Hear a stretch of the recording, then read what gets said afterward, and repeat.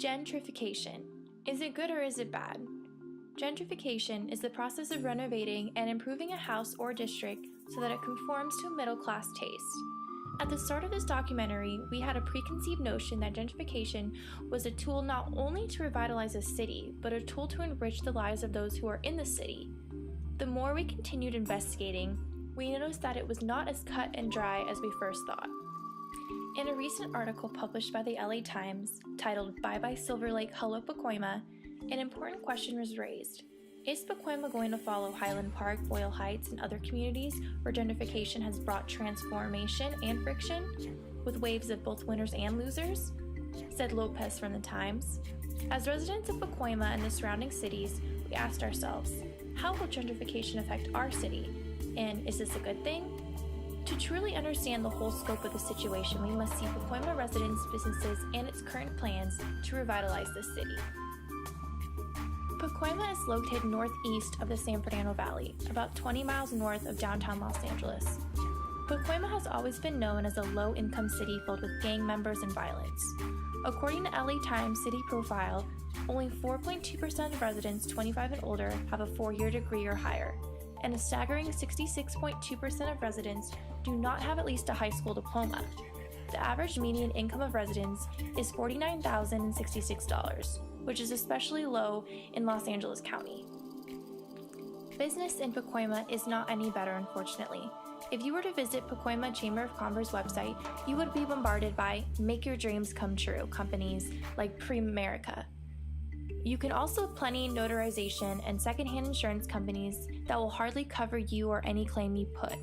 As you can tell, business is not necessarily booming in Pacoima, so what are residents to do?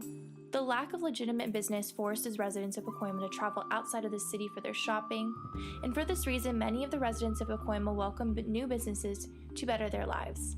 But is this a risky cost for the residents? What will happen if Pacoima does become gentrified? What would happen to the residents? What will happen to the culture? Will renting residents be forced to move out to the increasing property value? We can already see the beginnings of some gentrification in the city of Pacoima. In 2010, Plaza Pacoima opened on the corner of Paxton and Bradley. This previously empty lot is now host to giants such as Costco, Lowe's, Best Buy, and Panda Express. According to a Prima Store, the developer of Pacoima Plaza, the addition of his plaza has generated at least $150 million in total sales annually for this tiny, underdeveloped community. So what's next? Are there businesses going to follow suit and take an opportunity of this low-income neighborhood? Looking at another city that's being affected is the city of Echo Park, located in central Los Angeles, holding about 43,000 plus residents, a popular area that is near Dodger Stadium and sandwiched between Silver Lake and downtown Los Angeles. Looking at another area that gentrification can show there are both winners and losers in this process. In Echo Park, a lot of longtime residents are being squeezed out of their apartments, and instead, apartments smaller than their homes they are living in are going for twice what they are paying now. A family states after being residents in Echo Park for 31 years that they have no choice but to move out of their current home. Tony Atkins, a California Assembly Speaker, has referred to this as one of the biggest crises in the state. Atkins has created a plan of real estate fees and tax credits to ultimately provide $500 million worth of housing assistance for low-income Californians of these areas and for those who are struggling to find new homes to live in. But this is currently still in the works. Can something like a small-town family operation survive the changes that keep coming to Echo Park? Some neighborhoods across the city have continually become hit by waves of gentrification and affecting both business and homeowners. Even though there has been some negative changes that have affected these individuals, there is also a huge positive impact that has been taking place, such as safer streets, finer living and living conditions, and improving the economy overall. Current chunks of property are currently up for sale and for development companies to take advantage of, and currently building new complexes to improve the districts and bring new businesses to the area.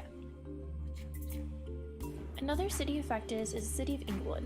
It is located in the southwestern region of Los Angeles County. The city consists of 9.7 square miles of land and is currently seeing the effects of gentrification with the development of the joint Rams and Chargers Stadium, as well as recent talk of the Los Angeles Clippers joining the conversation of moving their team to Inglewood, and are in the midst of discussion to build their new arena directly across the street from the football stadium that is being built. An article from the Los Angeles Centennial titled Mayor Butts Rebuilds Inglewood Through Swartz Entertainment and Development, published December 7, 2017 by Brandon I. Brooks. This article encompasses all of Inglewood's new development projects, discussing the revitalization of the Forum as well as the Ram and Charger Stadium, and Mayor James Butts' discussion with the Clippers owner Steve Ballmer in an effort to bring the Clippers to Inglewood. The article brings up the argument of the fear that many residents in Inglewood have of gentrification occurring in their city. It is stated, arguably, with all of the new changes happening in the city, some residents are concerned about the challenges of gentrification being priced out to make room for a new demographic, said by the Los Angeles Centennial. The idea of gentrification in Inglewood is explored in various other articles as well. In an article titled Possible Clippers Arena Has Many Inglewood Residents Worried They May Lose Their Homes or Businesses, published by Nathan Fenno of the Los Angeles Times, the article explains that the fear many of the Inglewood residents have of possibly losing their homes or businesses is due to the production of the joint stadium with the Ram and Chargers, and now the Los Angeles Clippers joining the mix of possibly building a new arena in the city of Inglewood. Many of the residents are in fear that gentrification will displace their homes and drive them out of the city. Well, tell us your name. My name is Geraldine White, and I have lived in Inglewood for over almost 30 years. And since I've moved in Inglewood, it has changed a whole lot. As a matter of fact, they were trying to buy me out before 9/11. But after 9/11 came, they gave the money to New York. Now they are beginning to build a stadium for the Rams and the Chargers over here. They're also going to build a stadium for the Clippers over here. They're talking about buying us out. I don't know when, where, or how. But we cannot try to fix our house up over here. We're having problems with trying to, because they may buy us out at any minute. I don't know what they're going to do. I've been trying to get my councilman to talk with him, and I'm trying to get to the meetings to speak with him. Also, there has been a lot of changes in this neighborhood. They have taken down a lot of homes. They are going to take down a lot more homes in order for all this to be done. What they will pay us, I don't know. I don't have the slightest idea. We get letters every day from people trying to buy our home. Some trying to get me to do what they call reverse mortgage, which I refuse to do, because reverse mortgage is only the amount your property is worth, not what they will pay you. Any questions? Yeah, so how do you feel about Inglewood being gentrified right now? Do you feel it's good, bad for the culture? How do you feel like the different races have been coming and going since you've been here in Inglewood? It's not the idea of the races that are coming and going. It's the idea of rich people is taking over property for not what they are worth. Mm-hmm. This is my home. I'm too old to buy another home at this time, unless I can pay cash for it. Mm-hmm. But 30 more years, at my age, I will not have another home. Now is the time. Property has gone up. To buy a house now, you cannot find a house that is under $3,000 a month. I'm retired. Mm-hmm. I can't afford a $3,000 a month house. And that's just here in Inglewood, right? That's here. This is everywhere. Mm-hmm. If I have to leave out of Inglewood and go to try to find another house, mm-hmm. I would not be able to afford one. Mm-hmm. Okay? In Inglewood, the rent is so high, a lot of people is moving out some of the apartments. I spoke with a young lady the other day.